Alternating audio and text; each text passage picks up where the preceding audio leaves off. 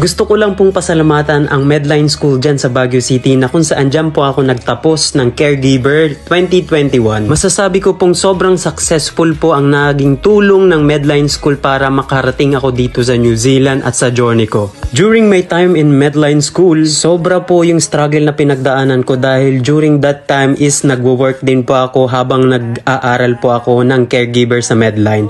Pero sa tulong ng Medline School, nakamit ko po ang aking inaasam na certificate ng caregiver at nakagraduate po ako dahil alam ko nung una sobrang hirap po talaga. Alam kong mahirap yan pero kapag pinagpursigihan mo talagang makakamit mo at nagpapasalamat po ko sa aking professor na si Sir Jordan Patyang at ang buong management ng Medline School dyan sa Baguio City. At lahat ng pinag-aralan ko dyan sa caregiver sa Medline ay talaga namang na-apply ko dito sa New Zealand ngayong nagtatrabaho na ako dito bilang healthcare or caregiver sa New Zealand. Masasabi ko na ang Medline ang naging stepping stone ko para maabot ko ang aking pangarap papunta dito sa New Zealand. Ngayon nagtatrabaho ako dito sa New Zealand bilang healthcare, balin na a-apply ko lahat ng naituro ni Sir Patyang at ng buong management sa akin. Kaya ang message ko sa mga nagnanais makapunta dito sa New Zealand o kung saan mang bansa, pagpursigahan nyo, i-apply nyo, gawin nyong taus puso yung pag-aaral, isa puso at sa isip nyo. Sana po ay maging inspirasyon ang video na ito para sa inyo. Good luck sa mga mag-aaral sa Medline. Thank you so much po.